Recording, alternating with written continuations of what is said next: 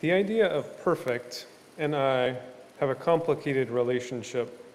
Like most things in my life, I trace these feelings back to my childhood. It was far from perfect, and there were very influential people around me who held high standards. They felt unattainably high. I might even call them impossibly high. But at the time, I didn't have the insight to see them that way. Instead, I saw them as expectations I was being held to, the gap between where I was at and where I should be. And that's what I internalized and measured myself against. Nothing in my childhood was perfect. I wore hand-me-down clothes and too small shoes. We lived years in an unfinished house, and we drove old cars. We bought the necessities and made do with everything else. It was kind of a duct tape and baling wire existence with a little super glue when we needed it. Maybe because of that, or maybe in spite of that, there were many little things in my life that I tried to do perfectly, though I almost never hit the mark.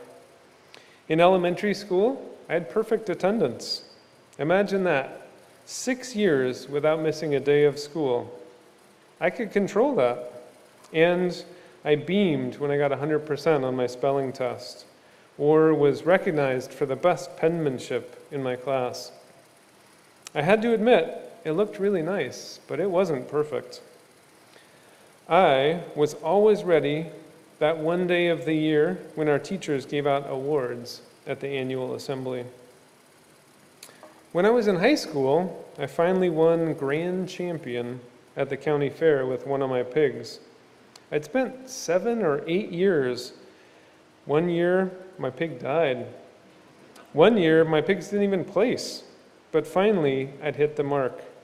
So I had a couple tastes of what perfect might be like, and it left an impression on me. Constant striving, never achieving, unattainable standards that I could never meet. At work, we deliberately share mantras like, perfection is the enemy of completion, and done is better than perfect. And yet, we all hold ourselves to a very high standard, both individually and collectively. I'd never heard this phrase before, but on my team, I'm known as the one who sweeps in all the corners. I guess I'm known for that at home as well. I pay attention to the details. I do the quality control for our team before things go out into the world. I have a red pen, and I love wordsmithing to get things just right. But sometimes that means that my colleagues don't ask for my feedback for fear of my response. I know this about myself, and so it's something that I'm constantly and consciously working on moderating. On my quest to be better at not being perfect, I stumbled across a book by Brené Brown. I've read most of her books, and I read Daring Greatly more than once. So when it comes to imperfection, I can literally say she wrote the book. The Gifts of Imperfection. It gave me a different look at this idea of perfect, that impossibly high standard that I hold myself to. She says, perfectionism is not the same thing as striving to be your best.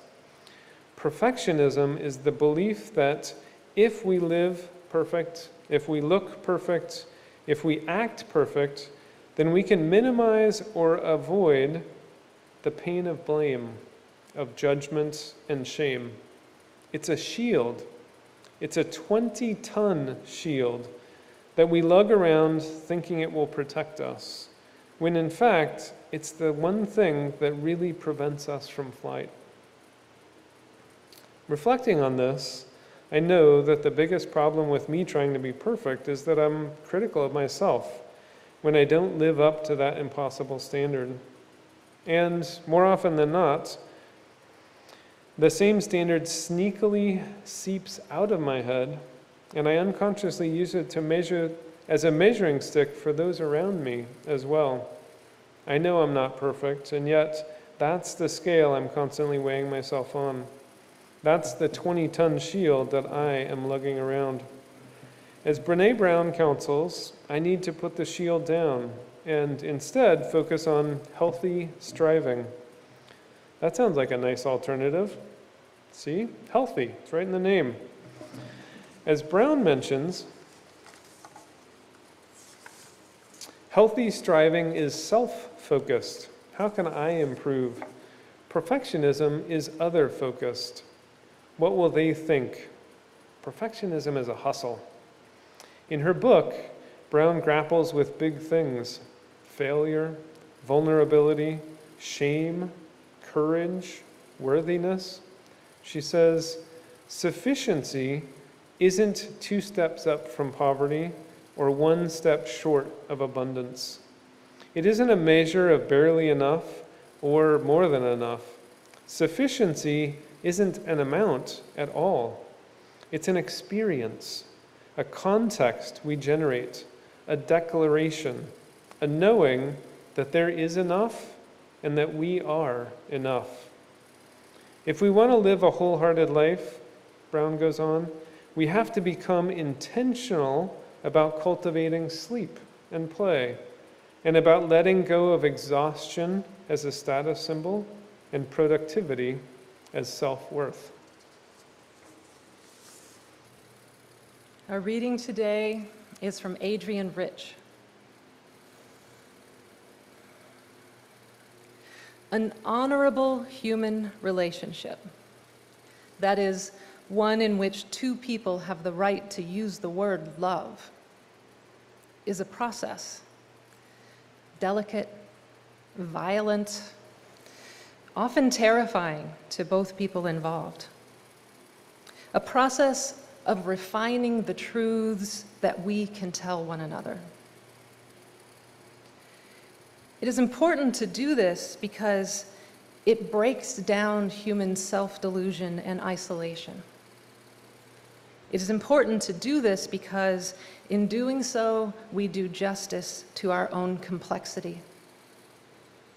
It is important to do this because we can count on so few people that can go that hard way with us.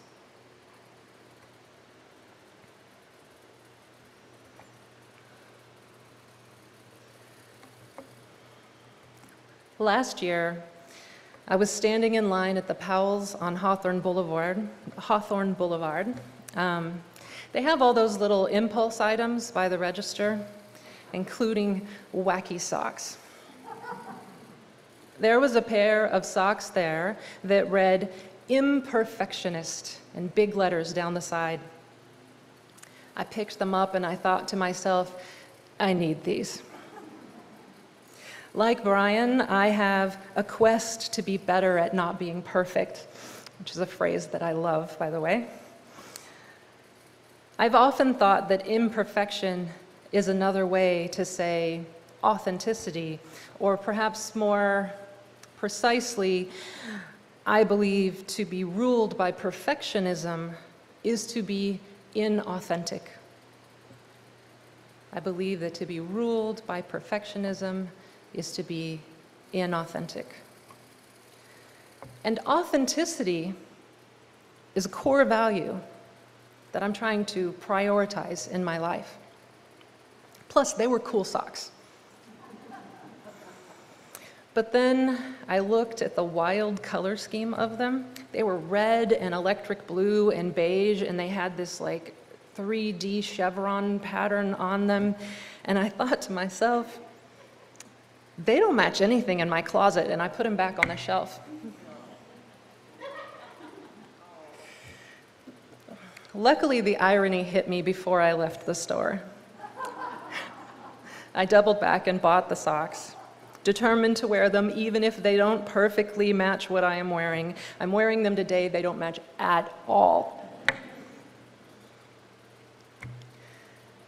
How is it that we can have the same revelation over and over?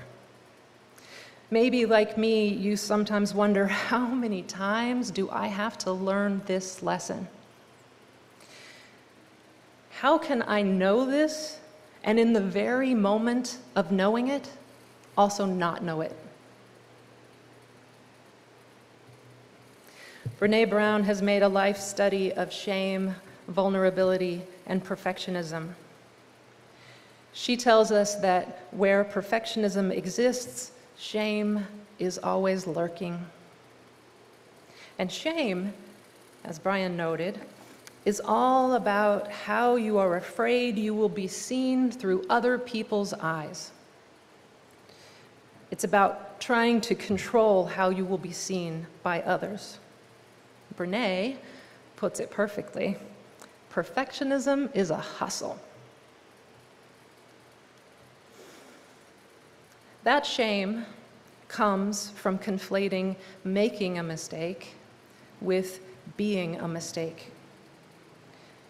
When we're afraid to make mistakes, when we're afraid to be wrong, we don't try new things, we don't grow, we don't risk genuine connection with others. As Unitarian Universalists who affirm and promote the inherent worth and dignity of each person, who are called by this principle to both self-respect as well as respect for others, giving in to perfectionism means we don't live into our values. This summer, as I mentioned, I've been working as a chaplain at Legacy Emmanuel.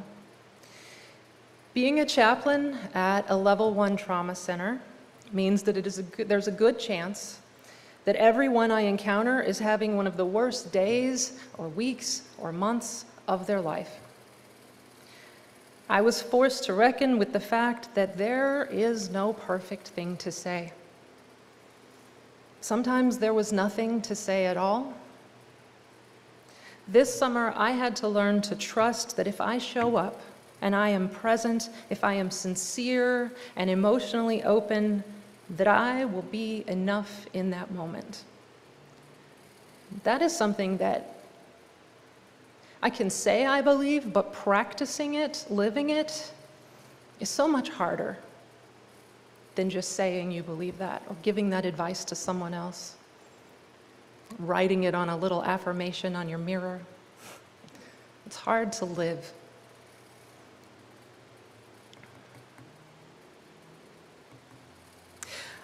I was startled that only really offering myself often was enough. If I could let go and just be, people really just need to feel that they are not alone. And sometimes that isn't what they need in the moment. I am not what they needed in that moment, and they asked me to leave, and that is okay too. Because they were telling me what they needed. And a belief that we can be perfect or should be perfect begs the obvious question, who decides what perfect is? Our reading from today was An Honorable Human Relationship by Adrienne Rich. It's one of the more popular quotes from her collection of essays that was written in the late 60s, early 70s. Adrienne Rich is one of my all-time favorite authors. She was born in the 1920s, around the time that my own grandmother was born, and she was a lifelong advocate for women's rights and for lesbian rights. She's brilliant. Standing on its own, the quote we heard earlier seems firmly anchored in the personal. An honorable human relationship, that is, one in which two people have the right to use the word love. But it is worth noting that it was taken from a 1975 essay entitled Women and Honor, Some Notes on Lying. This essay is a treatise on the patriarchy's expectations of women and femininity, and the ways it was impossible for women to be honest, authentic, and honorable while living up to those expectations and within those constraints. She goes on to say, in the struggle for survival, we tell lies to bosses, to prison guards, the police, men who have power over us, who legally own us and our children. lovers who need us as proof of their manhood. Perhaps that seems outdated to us in this moment, but it was not that long ago. And some people today would like to roll back the clock. It's important to remember that perfectionism and authenticity are functions of how just a society is. The smartest kid in my elementary school was a little boy who wore slacks and a pressed shirt and a tie every single day in Texas, in a school building with no air conditioning, playing kickball at recess. He had on a tie and slacks, and folks, this was the 1970s, so you know it was polyester and not the modern breathable kind. He didn't dress this way because he was quirky. This was a choice his parents made because they knew that for an their African-American son to be taken seriously, to be nurtured and reach his full potential, he needed to be exemplary. He needed to be perfect. He was the only African-American kid at my school who was in the gifted and talented program and later in the honors track. To be clear, he was then and is now absolutely brilliant. And perhaps more importantly, he is kind and generous and joyful. And let us also be clear, he was not, of course, the only African-American kid in that school who should have been in those honors classes.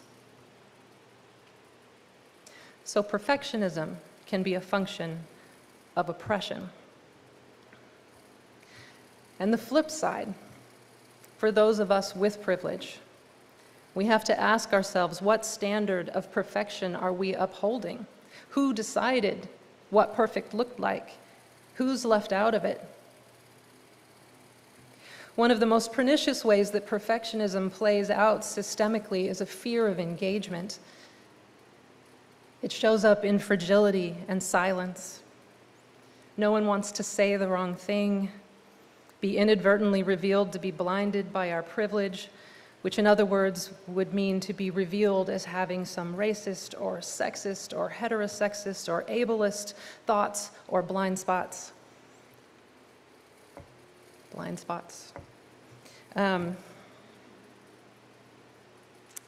We are afraid of the shame we might feel if we aren't perfect.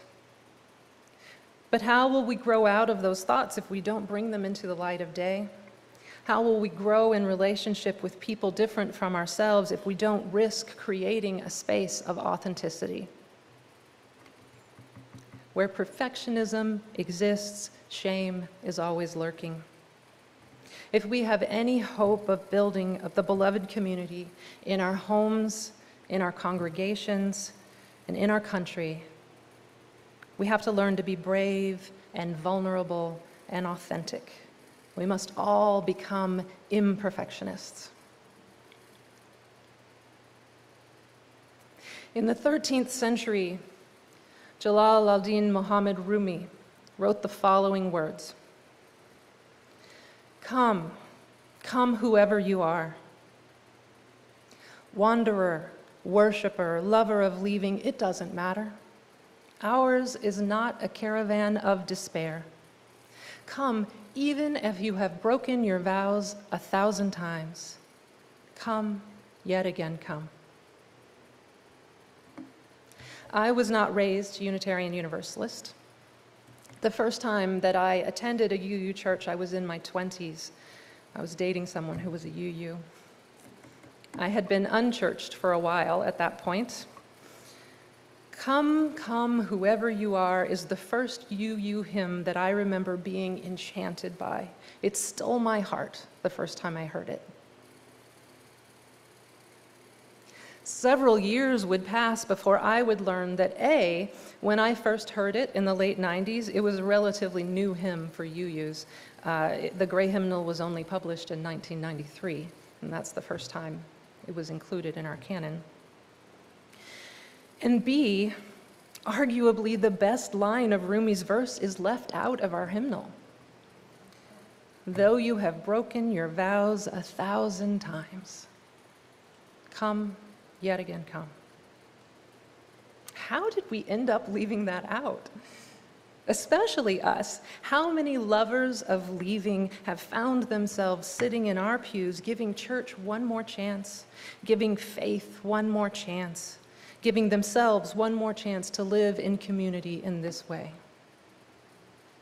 This week, I scoured the internet to find the version that we heard a while ago. I listened to a dozen different UU congregations sing that song beautifully, but without that delicious descant. Though you've broken your vows 1,000 times. Sometimes we encounter a new perspective and we struggle to be open to it. We feel threatened or defensive, or we're predisposed to give credence to another, more trustworthy source, falling into confirmation bias or the comfort of the familiar. For whatever reason, we're attached to our habitual ways of seeing things and closed to the new. In these moments, there may be a thread of shame that we're working not to acknowledge, not to feel.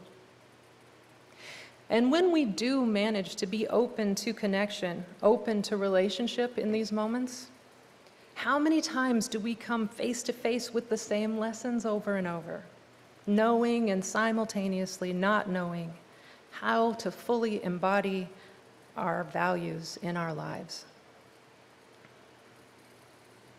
This is the human condition, sleepwalking through our encounters with one another and only occasionally waking to the reality that we are all one, perfectly imperfect and whole. And when we catch a glimpse of that truth, we vow to ourselves, this time I am going to remember. Now I have learned this lesson and I will get it right. I will get it perfect from here on out. But we can't do that. We are going to break that vow 1,000 times. Come, yet again come. May it be so.